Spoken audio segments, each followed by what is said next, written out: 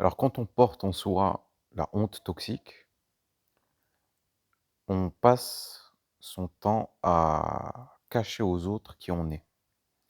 C'est-à-dire qu'on va mettre en place des stratégies de fuite, on va camoufler nos défauts. Pourquoi? Parce qu'on croit au plus profond de nous qu'on n'est pas une bonne personne, qu'on n'est pas assez bon, qu'on ne mérite pas d'être aimé. Et donc on passe en fait, sa vie à porter un masque. Et ce qui en découle, en fait, c'est un sentiment de solitude qui est pas facile à vivre. Et avant, en fait, j'étais même pas conscient de ce sentiment-là. Je me disais: «Oui, moi, je suis un solitaire, c'est comme ça et voilà et c'est normal», Non, en fait, cette solitude, elle n'est pas là par hasard, elle est là parce qu'on a peur d'être découvert, d'être vu, hem, comme on est. Et donc on ne se donne pas le droit et on ne donne pas le droit aux autres de voir qui on est réellement. On ne se donne pas le droit de créer des relations authentiques. Donc donc voilà, j'ai pendant très longtemps, mis ce genre de stratégie, de camouflage, de fuite. En fait, comme je l'ai dit dans des précédentes vidéos, en fait, moi j'ai j'ai 3 complexes, on va dire. J'en ai plusieurs, mais les les 3 principaux complexes, du coup, sont un mes défauts d'expression, d'accord? J'ai du mal à rentrer dans un flow verbal, d'accord? Je pense que mon cerveau est comme ça. J'arrive pas à faire sortir comment dire? J'arrive pas à, formuler des phrases de façon spontanée, à, oui, à formuler, ma pensée de manière, fluide. J'ai un vocabulaire actif très restreint. Mmh, voilà, donc j'ai l'impression que et je pense que c'est vrai, j'ai vraiment un problème d'expression, d'expression orale. Et et en fait, très, très souvent, ce que je faisais, en fait, c'est que pour ne pas que les autres remarquent ce défaut-là, ce que je faisais, c'est que je disais des phrases courtes. Je parlais pas beaucoup. En fait, même maintenant, je parle pas énormément quand je suis avec les autres, mais enfin, avant, c'était vraiment,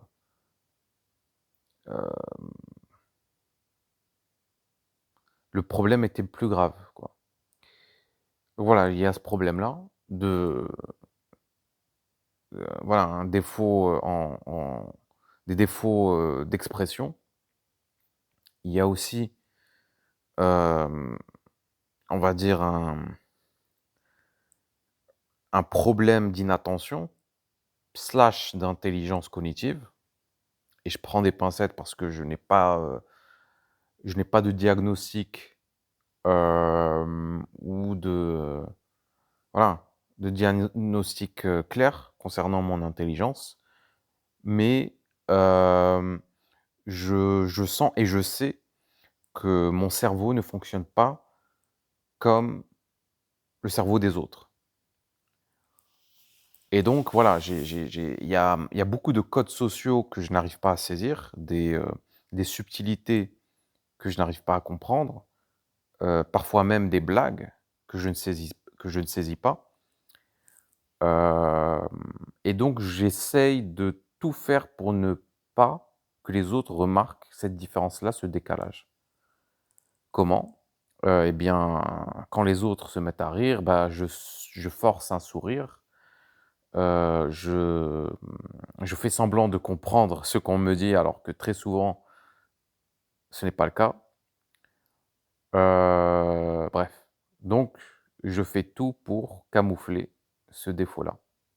C'est pas vraiment un défaut, mais voilà, c'est une différence et heu et voilà. 3e, la troisième chose que j'essaye de cacher, en fait, c'est, hem, alors je saurais pas le dire, je saurais pas comment l'expliquer, mais je dirais qu'il y a ma douceur. J'ai honte de ma douceur, donc de de de ma sensibilité, de, peut-être même en vrai, je ne sais pas quelle est la troisième chose que j'essaie de camoufler. J'essaye je suis pleinement engagé dans la voie de la découverte de soi, donc j'apprends encore sur moi-même, donc je vais passer ce troisième point.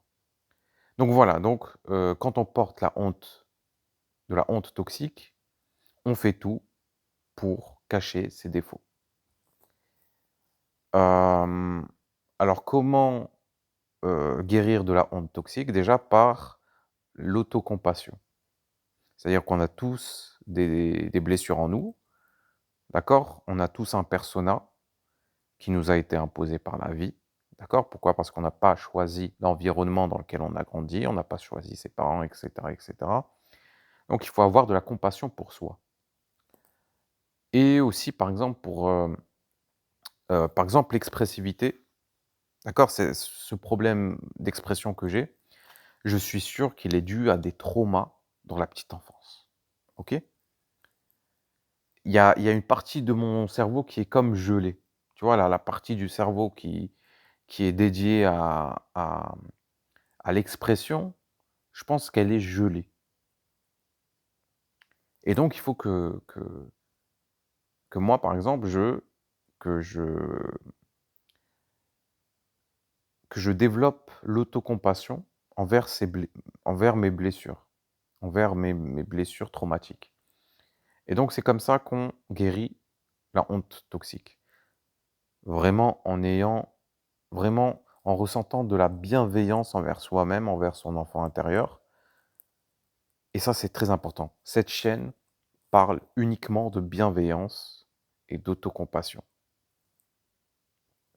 J'en parle presque dans toutes les vidéos. C'est la chose la plus importante. Pourquoi? Parce qu'on vit dans un monde qui est très, très dur. On vit dans un monde de sauvages, d'accord? On te dit: «Non, tu n'as pas le droit d'être faible, tu n'as pas le droit d'être vulnérable, tu n'as pas le droit de ressentir telle et telle émotion» et donc on te fait culpabiliser pour un rien. Pour un rien, d'accord? Et on vit dans un monde qui est très, très focus sur les résultats. On idéalise énormément les résultats et on omet complètement l'importance de la progression. La progression intérieure, le fait de grandir, le fait en fait, quand on parle de vie intérieure, il y a des résultats qu'on ne peut pas voir à l'œil nu, qu'on ne peut pas, mesurer, mais qui sont bien là. On grandit intérieurement. Donc voilà, donc l'autocompassion, la bienveillance, l'empathie envers soi-même, c'est très important. Si tu veux guérir de la honte toxique, c'est super important. Et donc voilà, donc j'essaye moi, par exemple, de pratiquer quotidiennement des exercices d'autocompassion. Donc j'essaye de communiquer avec mon enfant intérieur, j'essaie de le rassurer et et voilà, je lui répète sans cesse que je l'aime quoi qu'il arrive. Peu importe les échecs, heu, qu'il va rencontrer, peu importe les humiliations, les moqueries qu'il va subir, je serai toujours là pour l'aimer. Peu importe les rejets, les refus, peu importe, je serai toujours là pour l'aimer et je lui rappelle qu'il est la personne la plus importante sur cette planète, la chose la plus précieuse dans ce monde. C'est comme ça qu'on apprend à se «détoxifier» entre guillemets de la honte toxique. c'est avec de l'autocompassion, de la bienveillance, de l'amour. Les choses qu'on n'a pas eues quand on était enfant. D'accord? C'est pas pour blâmer les parents, c'est pas pour les diaboliser. Non, ils sont humains, ils ont leurs propres blessures, et cetera, et cetera. Mais aujourd'hui, notre travail à nous, c'est de devenir un bon parent pour notre enfant intérieur. C'est ça. C'est ça le travail, en fait. Donc voilà. Donc c'est pas facile de porter cette honte toxique. Hem Et je pense que ça prend du temps de s'en défaire. Mais ça vaut le coup. Ça vaut le coup parce que intérieurement déjà, tu améliores ton rapport avec toi-même, mais aussi avec les autres. Quand tu ne ressens quand tu as plus cette honte toxique, là, tu peux nouer des liens authentiques, créer des liens profonds. Heu, dans ta vie amoureuse, ça sera encore, ça va être autre chose, ça va être meilleur. Tes relations amicales aussi, ta vie pro aussi, ça va changer parce que tout est lié, hein. Quand tu es, comment dire, convaincu que tu mérites d'être aimé, que tu mérites d'avoir une belle vie, que tu mérites d'être respecté, les choses, la vie devient plus facile à tous les niveaux. Donc voilà. Hem, Merci de m'avoir écouté. N'oublie pas le petit like, le petit commentaire. Abonne-toi à la chaîne, c'est très important. Parce qu'il y aura d'autres vidéos qui seront très, très, très sympas. Voilà, donc je te dis à la prochaine. Prends soin de toi.